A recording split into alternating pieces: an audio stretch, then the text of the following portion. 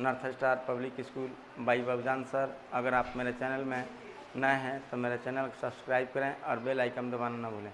देखो स्टूडेंट्स, आज मैं क्लास 9 का केमिस्ट्री का लेसन नंबर दूसरा का वीडियो नंबर 3 लेके आ रहा हूँ।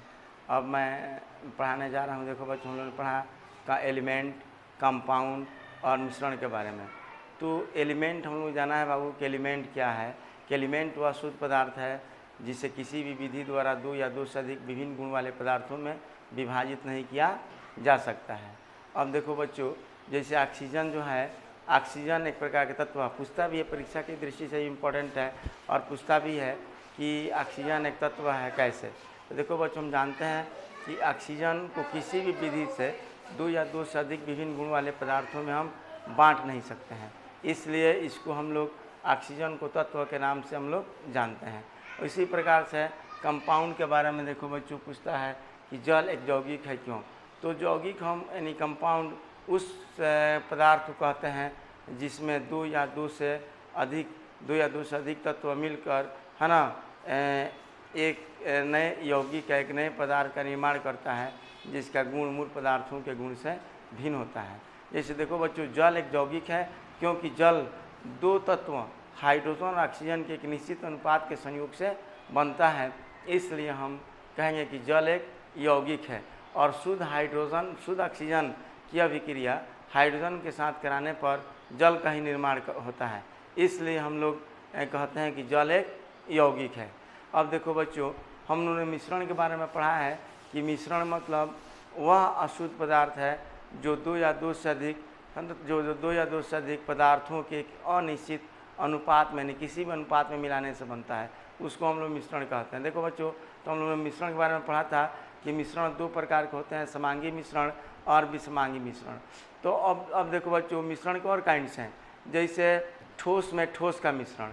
तो ठोस में ठोस का मिश्रण जो होता है, ये ठोस में ठोस का मिश्रण, ठोस में ठोस का मिश्रण, तो ये जो होता है, जैसे नमक को ले लीजिए, यानी सोडियम क्लोराइड NaCl और अमोनियम क्लोराइड ले लीजिए, ये दोनों ठोस पदार्थ हैं। इस दोनों को मिला देंगे तो ठोस में ठोस का मिश्रण बन जाएगा। इसके बाद देखो बच्चों, द्रव में ठोस का मिश्रण। तो द्रव में ठोस का मिश्रण जो होगा, द्रव में ठोस का मिश्रण, तो अगर देखो बच्चों, अगर हम लोग सोडियम क्लोराइड ले लें यानी नमक ले लेंगे, नमक लेकर के जल में यानी H2O में मिला देंगे, तो ये जो मतलब मिश्रण जो बनेगा, ये हम लोग हो जाएगा द्रव में ठोस का मिश्रण। तो इस तरह से मिश्रण। इसके बाद देखो बच्चों, द्रव में द्रव का मिश्रण। अगर जल में हम लोग द्रव में द्रव का मिश्रण जो होगा, द्रव का द्रव में मिश्रण, द्रव का द्रव में मिश्रण, ये जो होता है, पानी ले लीजिए और इसको लेकर के अल्कोहल में घोल दीजिए, अल्कोहल में मिला दीजिए। तो पानी और अल्कोहल में मिला देंगे तो ये दोनों लिक्विड पदार्थ है, तो ये एक मिश्रण बन जाएगा, इसलिए इसको हम लोग कहेंगे पानी का अल्कोहल में मिश्रण। इस तरह से देखो बच्चों, ठोस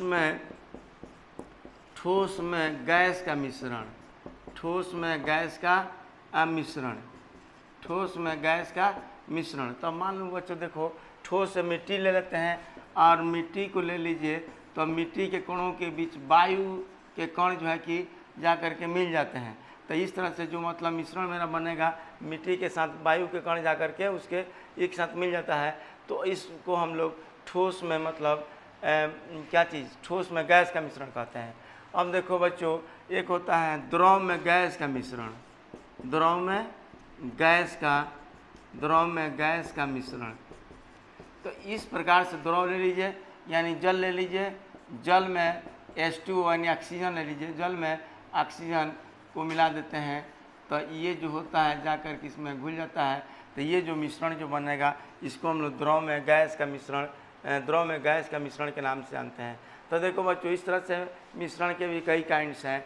द्रव में ये ठोस में ठोस का मिश्रण, द्रव में ठोस का मिश्रण, द्रव का द्रव में मिश्रण, ठोस में गैस का मिश्रण और द्रव में गैस का मिश्रण। इस प्रकार से ये मिश्रण जो है कि कई प्रकार के होते हैं। अब देखो बच्चों, अब इस मिश्रण को जो है कि अब हम लोग कैसे अलग करते हैं। जैसे मिश्रण का जैसे काइंड से देखें तो मिश्रण को अलग करने के लिए बहुत सी विधियाँ हैं। जैसे एक विधि है मिश्रण को अलग करने की विधियाँ, मिश्रण को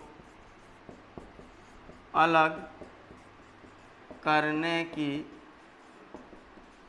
विधियाँ।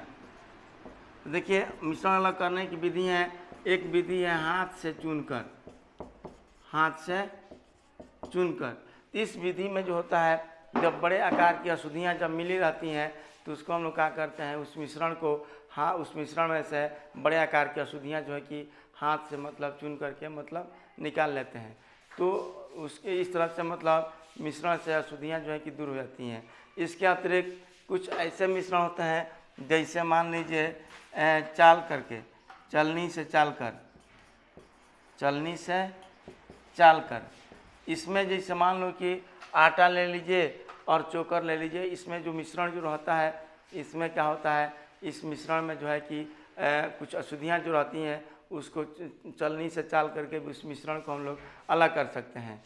कुछ ऐसी अशुद्धियाँ होती हैं जिसको हम लोग थिराना विधि के माध्यम से भी अलग कर सकते हैं। इस विधि में क्या करते हैं, जब ठोस पदार्थ रहता है, किसी लिक्विड मिला रहता है, तो उस लिक्विड पदार्थ को किसी बीकर में लेते हैं और बीकर में लेने के बाद उसको हम लोग क्या करते हैं, यानी उस बीकर में कुछ समय के लिए छोड़ देते हैं।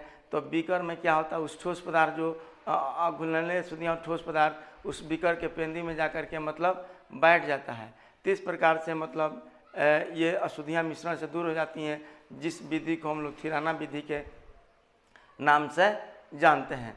कुछ अशुद्धियाँ इस तरह से होती हैं जिसको हम लोग चुंबकीय पृथक्करण विधि के माध्यम से अलग करते हैं। इस विधि में क्या होता है, चुंबकीय पृथक्करण विधि जो होता है, इसमें चुंबकीय पृथक्करण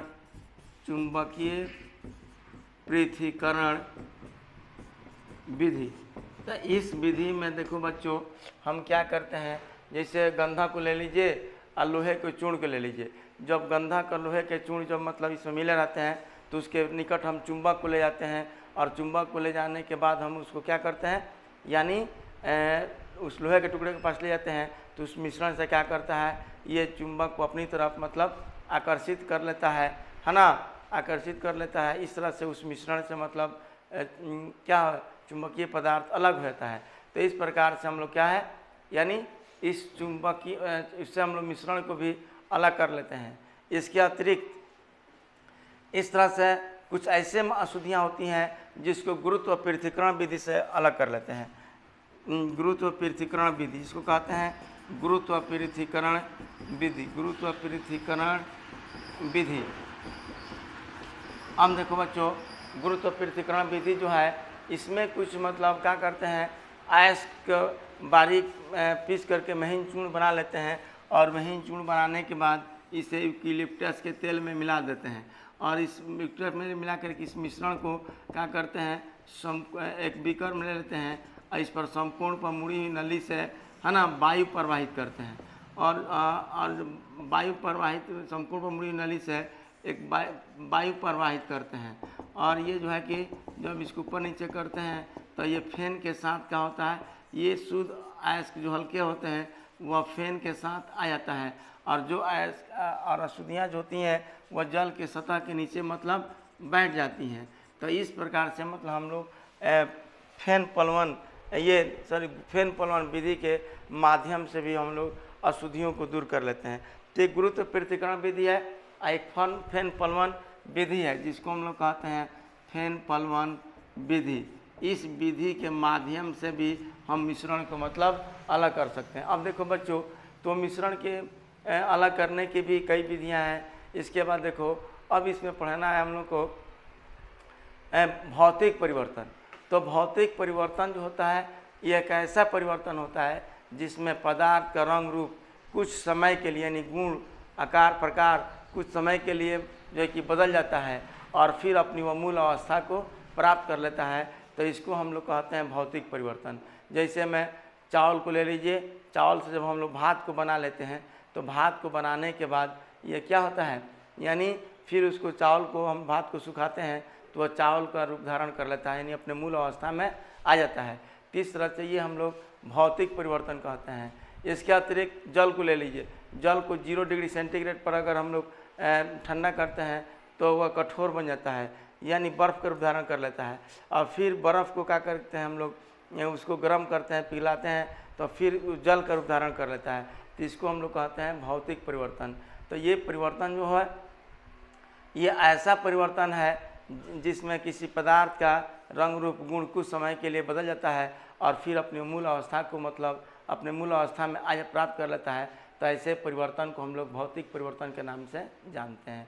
अब देखो बच्चों, ये एक होता है, तो ये एक होता है भौतिक परिवर्तन, भौतिक परिवर्तन, और दूसरा क्या होता है रासायनिक परिवर्तन, रासायनिक परिवर्तन।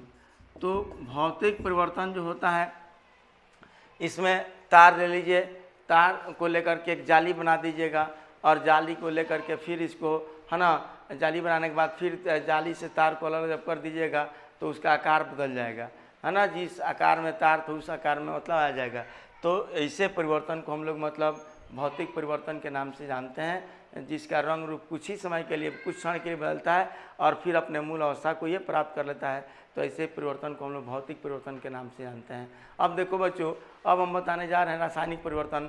तो रासायनिक परिवर्तन जो है एक ऐसा परिवर्तन है जिसमें पदार्थ का रंग रूप हमेशा के लिए बदल जाता है और फिर अपने मूल अवस्था को वह प्राप्त नहीं कर पाता है। तो ऐसे परिवर्तन को हम लोग रासायनिक परिवर्तन के नाम से जानते हैं। जैसे लकड़ी को जलाना, लकड़ी को जला दीजिएगा, लकड़ी को जलाने के बाद वह काले रंग का कोयले के रूप में परिवर्तन कर लेता है, फिर अपने वह मूल अवस्था को प्राप्त नहीं कर पाएगा। इसलिए ये परिवर्तन जो होगा, लकड़ी को जलाना जो होगा, ये आपका रासायनिक परिवर्तन हो जाएगा।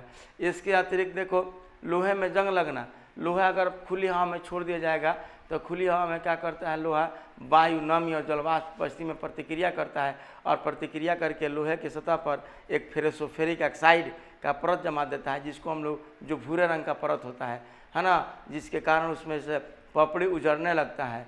और पपड़ी जब उजड़ने लगता है, जिसको हम लोग माने लोहे में जंग लगना के नाम से जानते हैं। तो ये लोहे में जंग लगना जो होता है ये रासायनिक परिवर्तन होता है। इसलिए जब लोहे में जंग लग जाएगा, आप भूरे रंग का पपड़ी उजड़ना शुरू हो जाएगा, तो फिर अपने मूल अवस्था को प्राप्त नहीं कर पाएगा। इसलिए इसको हम लोग लोहे में जंग लगना या लोहे का संक्षारण के नाम से जानते हैं। तो लोहे में जंग लगना या लोहे में संक्षारण जो होता है ये रासायनिक परिवर्तन होता है। इस दूसरा एग्जाम्पल देखो बच्चों, बच्चे का विकास। एक छोटा सा बालक को ले लीजिए, एक छोटा सा बच्चा जो होता है, छोटा मतलब वो अपना ग्रोथ करता है, ग्रोथ करते करते थोड़ा बड़ा होता है।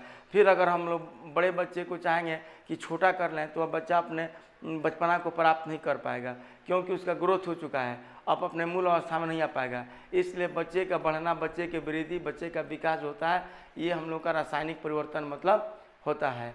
तो रासायनिक परिवर्तन, या देखो बच्चों, हम लोग भोजन जब करते हैं तो भोजन करने के बाद हम लोग क्या होता है, पाचन तंत्र में जाता है। तो पाचन तंत्र में जा करके इसका क्या होता है, भोजन का पचता है और ऑक्सीकरण होता है। ऑक्सीकरण होने के बाद, भोजन टूटने के बाद उससे हमको ऊर्जा की प्राप्ति होती है, जो ऊर्जा एटीपी के रूप में संचित रहता है, ये जिससे हमको ताकत मतलब मिलती है।